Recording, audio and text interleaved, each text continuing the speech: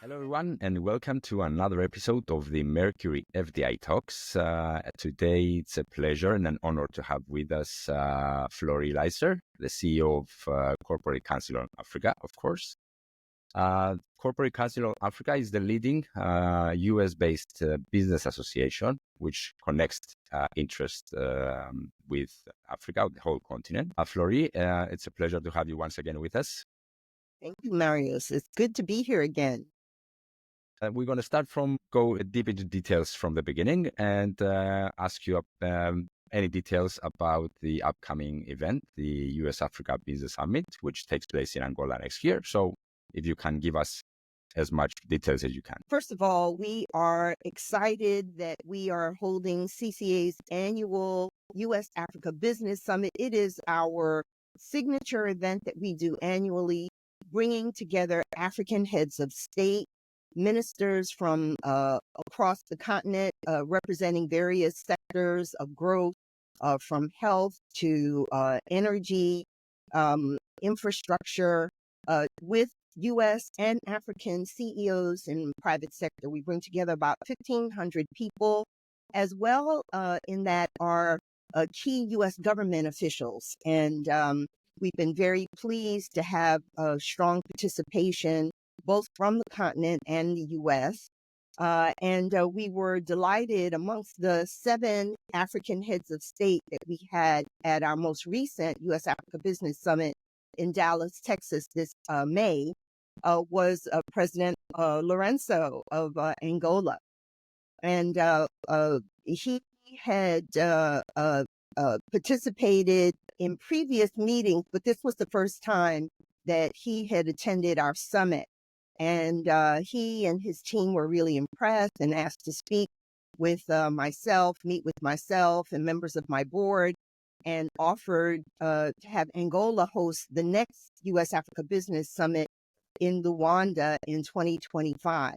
And so just last week, on Friday, he actually announced the dates for the summit. They'll be June 23rd. And we want to invite all of your listeners and readers to come and join us in Luanda. It will be the first opportunity, I would say, for a new U.S. administration, whoever that may be, new leadership in the African Union.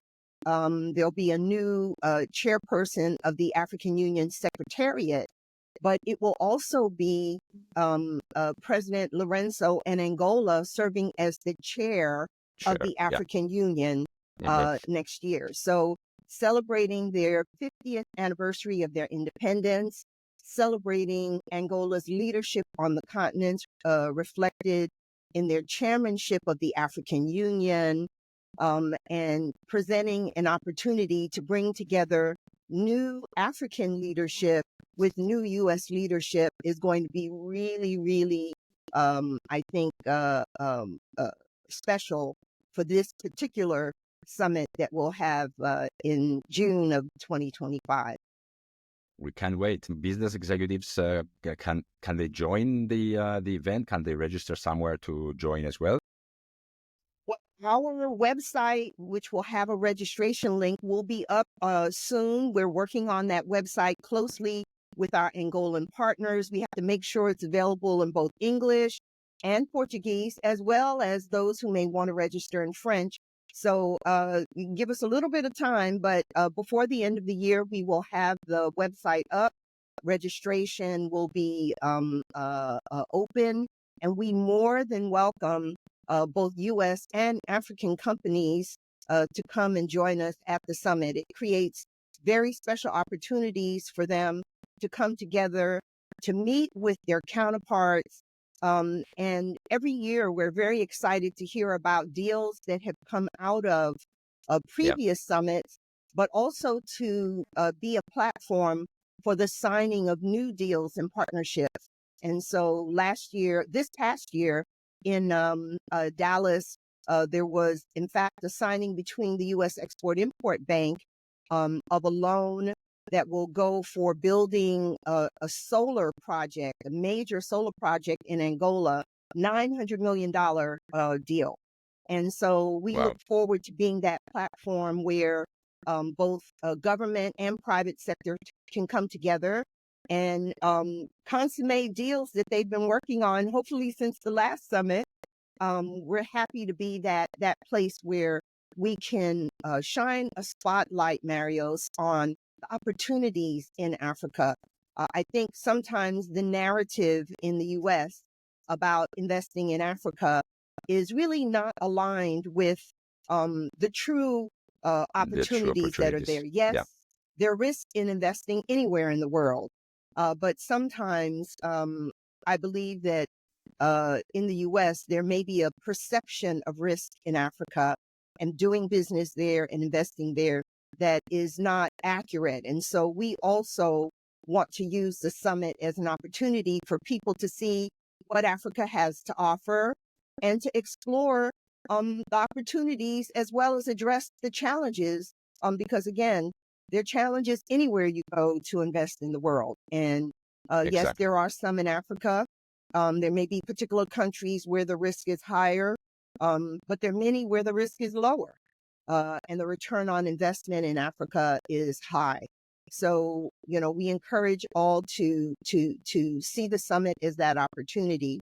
And then one other thing that I love to talk about is the fact that there are no major issues that the world faces globally, whether it is climate change or meeting SDGs or addressing health challenges like the COVID-19 Yeah. pandemic. There's Mhm. no issue that we have globally where we shouldn't be looking at Africa as part of that solution. And we will Yeah. not meet any of those global goals, whether it's for, to address global warming or to make sure that populations are healthy and productive. If you don't address it in Africa, they are the continent that has the largest youth bulge, the fastest growing demographics Correct. globally Correct. in terms of population, a very fast growing middle class. And so, Africa is the place where we will solve the world's challenges and issues, but it's also the place where companies and businesses will expand. And so for the U.S., we have a lot to offer Africa as well. Our companies are Yes. very keen in the sectors that are most important in Africa. That was actually a question that I was waiting to ask. Do you think the U.S. can do more in Africa? I mean, are they Oh, yeah. are they a bit behind when it comes to investing in Africa? I say that there are two ways to look at this. I hear people who say, "Oh, where are the American companies? Where is the U.S. in Africa?" And I can tell you honestly that we have many members of corporate council on Africa who have been in Africa for a long time. Whether you're talking about Coca-Cola, or you're talking about Procter and Gamble, or you're talking about Pfizer, ExxonMobil, Chevron, all the energy companies. But then even more recently, some of our members like Amazon and Google are there as well, working in the digital sector, companies that are in financing, Visa and Standard Bank and MasterCard and so many others that are Yeah. CCA members are in Africa. So one way to look at it is that we are there, but we need to do more. And we need to bring more U.S. businesses to Africa, especially some of the smaller companies and the smaller SMEs. businesses, SMEs. and diaspora owned, women owned, minority owned businesses that really can work well with a lot of the smaller businesses in Africa. And so Exactly. our members are both multinationals as well as SMEs. And they are, as I said, both U.S. and African companies. So yes, the U.S. could do more there. We are there. And CCA's goal is to facilitate the kinds of partnerships to enhance the business environment, the enabling environment, working with the African governments to make sure the regulatory environment, the laws, the commercial framework for doing business there is one that is inviting and enabling for U.S. companies. And so, again, we don't say it's perfect yet. It's not. But we do say that there's a lot of interest, both on the African side and on the U.S. side, to explore that. And one of the ways I'm really excited about this, President Biden, as you know, was going to make a trip to Angola in October. Now it's and for due December, to right? hurricane, he was not able to go. But we were really pleased to see that the White House announced the rescheduling of the trip. It's Reschedule. now the first week of December, and CCA will be there. We'll be hosting at the request of some of our partners in the U.S. government. We'll be hosting a celebratory reception there at the end of what they are calling a Libido Corridor Summit, which will include heads of state from other countries that have an interest in the Libido Corridor. Zambia, DRC, and even Tanzania now has been pulled into that. And so we're looking forward to hosting ministers who will be there with their heads of state, private sector from all of those countries in the region, and our own U.S. companies, a number of which were on their way to Luanda in October, when unfortunately the trip was postponed, not canceled. Unfortunately. And so we're very much looking forward to that. And we think that it signals for the next administration, whoever is in the White House, that Africa is an important and strategic partner of the United States. And so this will be President Biden's first trip as president. He has been to the continent before, but first trip as president. And it will be historic. It will be the first sitting president of the United States who has ever visited Angola. So, so it's a very special trip, and we're very, very much hoping that notwithstanding whatever may happen in the upcoming U.S. elections, everybody's excited about that and focused on that. But we have to remember that Africa is a strategic partner of the United States. It doesn't matter whether it's a Republican or a Democrat in the White House. Exactly. Africa has to stay strategic. And just like other regions of the world, we continue to engage with them, regardless of who is in leadership in the U.S. administration. That's what we're going to do. And CCA, as a nonpartisan organization, we are looking forward to working with those in the White House and ensuring that Africa stays at the forefront of what they do. And we understand there are teams that are already looking at how to make sure we stay engaged with Africa in the coming years. So again, we're excited about the opportunities, not only in Angola, because the summit is not only about Angola, it's really about the continent and the opportunities on the continent. Marios, can I mention something that I haven't mentioned yet, which is the African Continental Free Trade Area? Now, this is, it was just launched about a year or so ago. It is coming into fruition. You have 54 of 55 countries have signed on to the AFCFTA. It is creating the largest free trade area globally. And many of the that's in terms of population, correct? Yes. But it's not just the population. I mean, I think that across 54 countries. I mean, if you look at the EU, that's what 27. 27 right? So countries, the correct. number of countries, the magnitude of what is coming together, and it is important for the Africans in terms of enhancing intra-African trade, but it's also important in positioning the Africans for global trade, including with partners like the United States, because now companies can say, okay, I don't have to choose which of the 54 countries I go to. I can invest in one country and have access to the entire continental market of Africa. And, it represents, I think, 1.3 billion people, and it's going to be $3.4 trillion in combined GDP. So AFCFTA, its implementation and the work I know that CCA is doing with the U.S., we've been working with Prosper Africa, trying to make sure that U.S. companies are educated about what AFCFTA is about. What do the various protocols mean?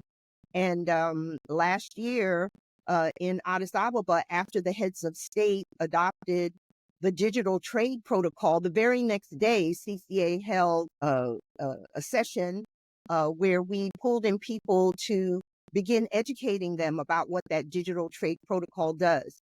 And again, it's the work that's being done under the AFCFTA is not only beneficial to the Africans, but it's also beneficial to their partners and will allow them to be more competitive in regional and global value chains, which is Exactly.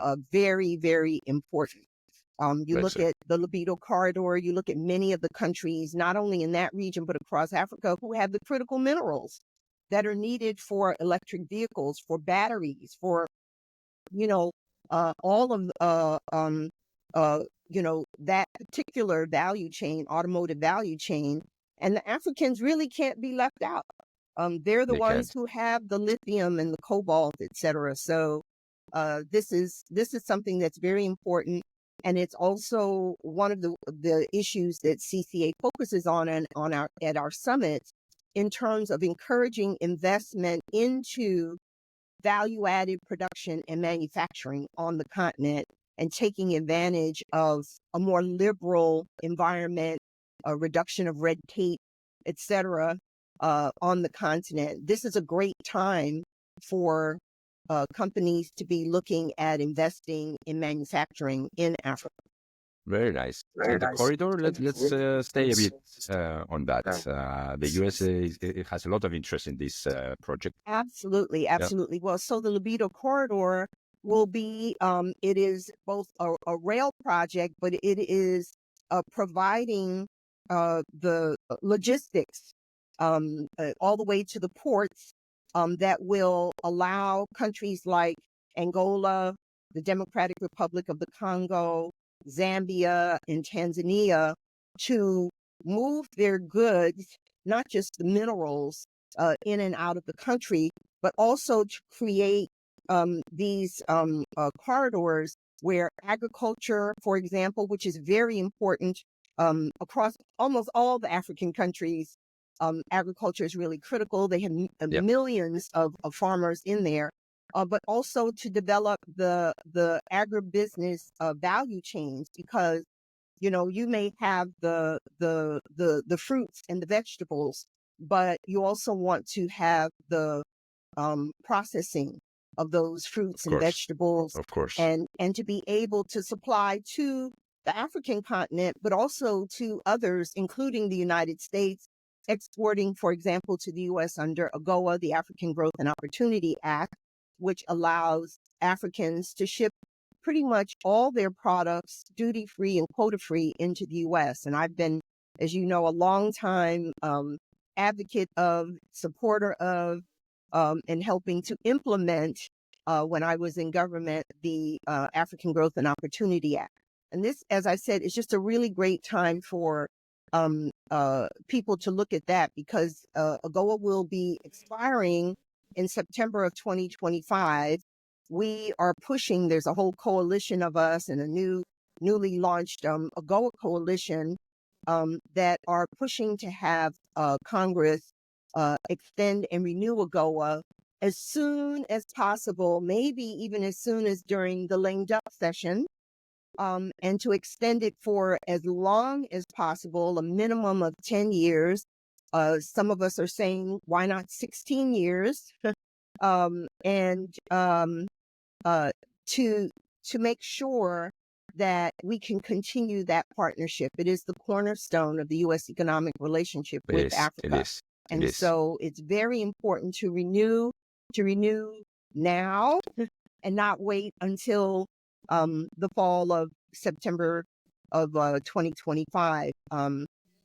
So that's also important. And again, this is very much linked also Africa's production of value-added products, because that is really the focus of AGOA. It was never meant to enhance and support necessarily raw commodities coming here. It was really giving the Africans a competitive advantage in the U.S. market for their value-added products. And so it is working.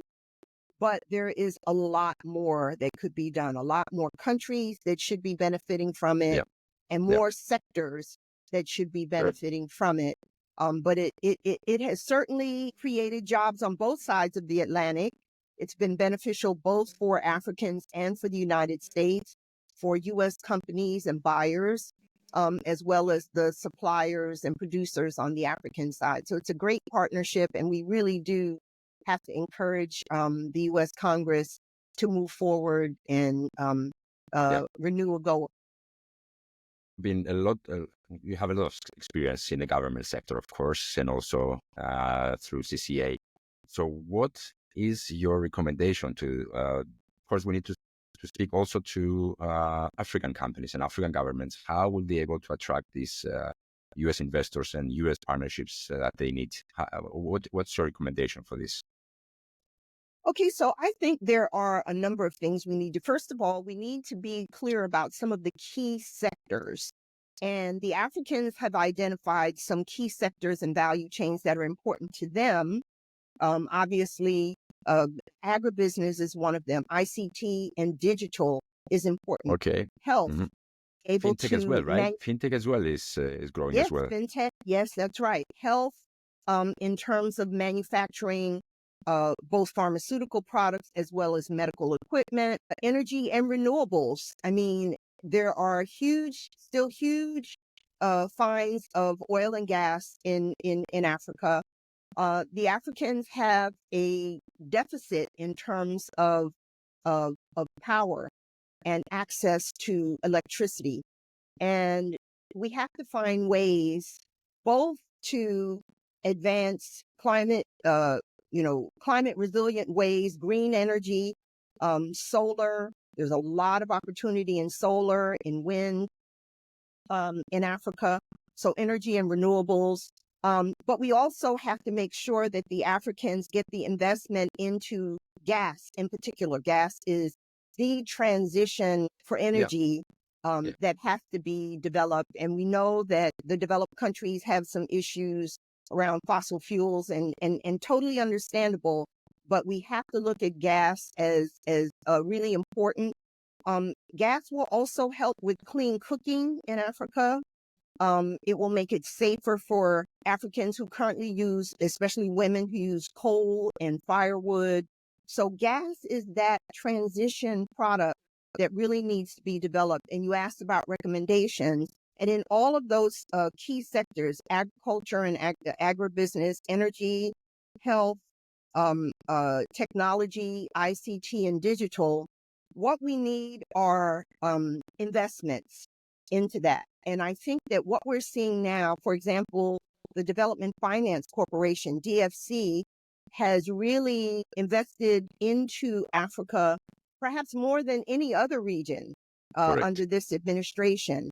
The Export-Import Bank has done incredible amount of work in Africa in terms of providing the financing that's needed.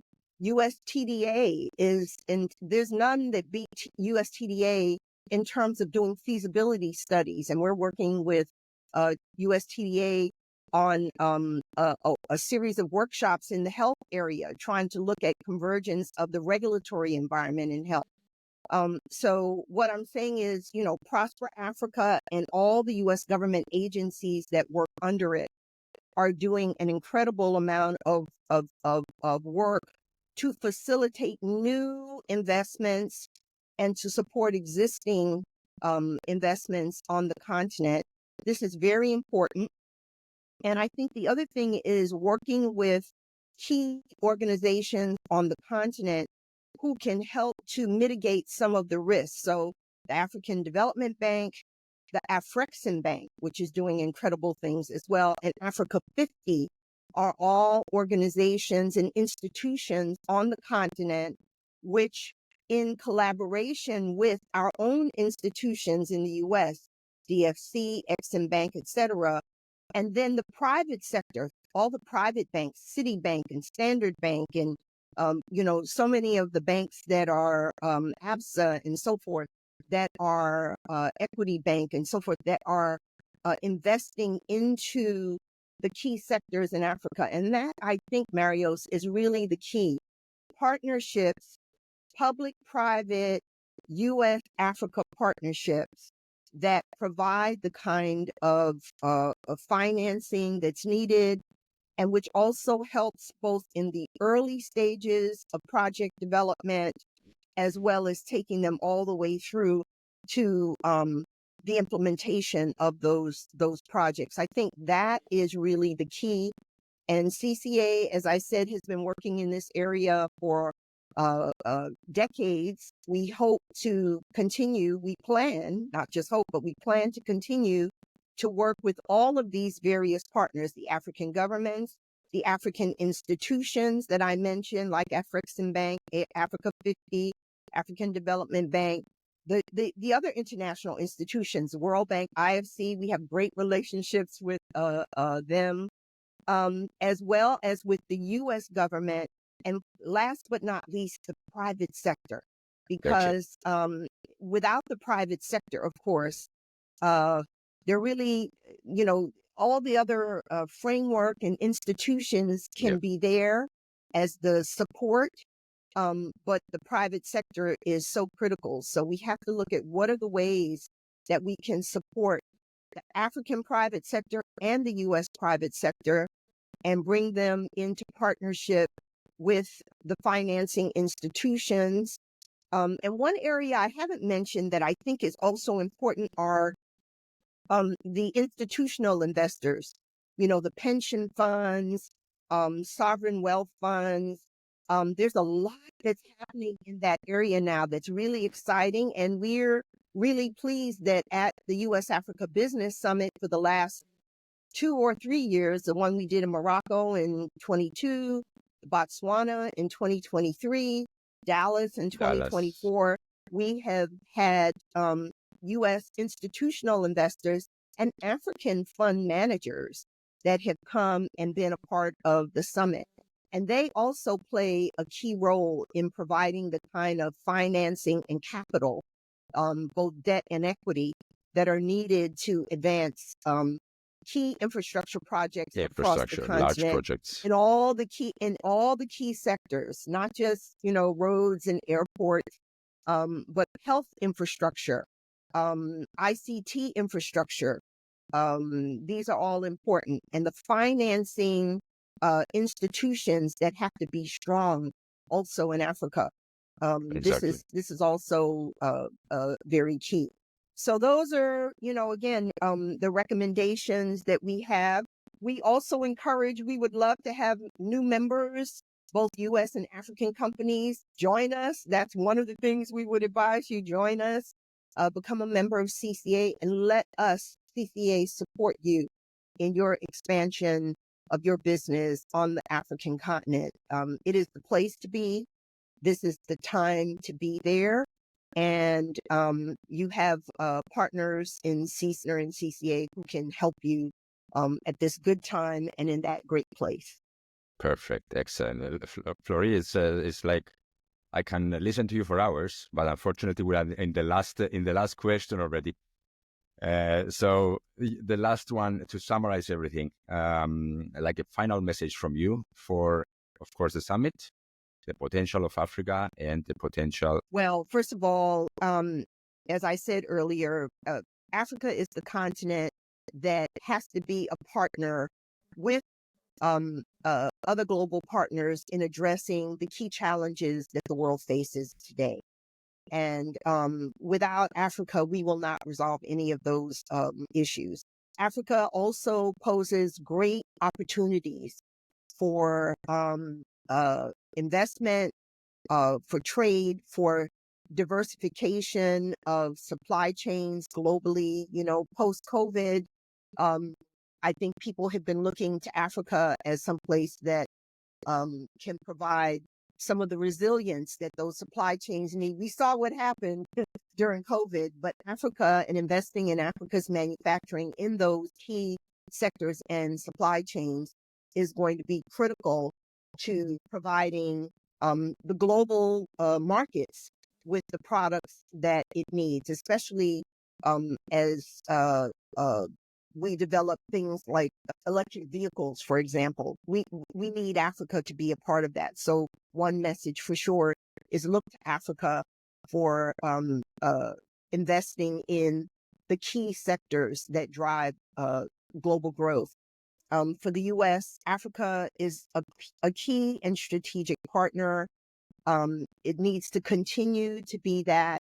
We held a U.S. Africa Leaders Summit in 2022.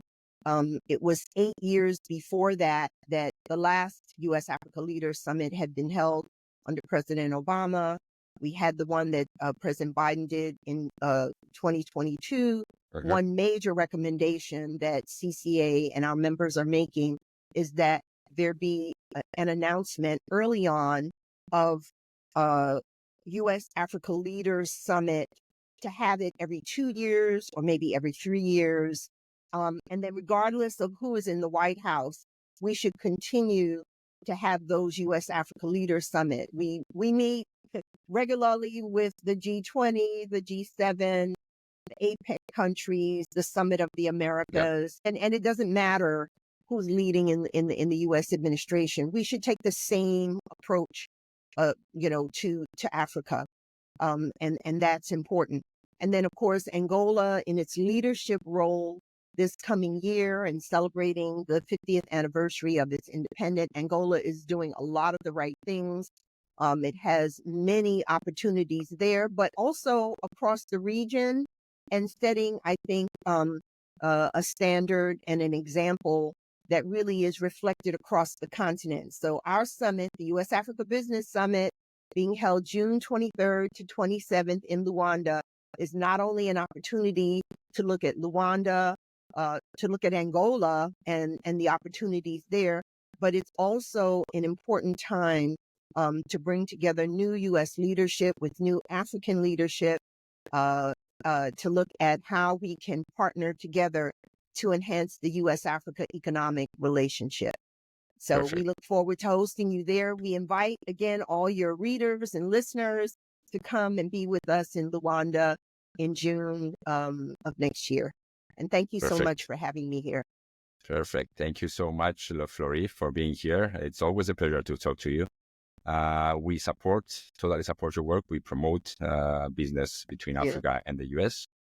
And we continue to do it, and we will do it also for the summit. And we hope to be there as well to cover it. Absolutely. We welcome you to be there and partner with us. We absolutely Perfect. Look forward to it. And I think you have something that's coming out in January of this year, of 2025, that will also be reporting on Angola. We look forward to seeing that.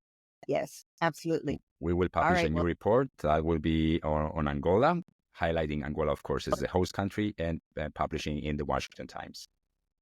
Excellent. Thank you so much. Perfect. We're happy to be a part of that messaging. Thank you, Florie. Have a great day. To Marius. Bye-bye.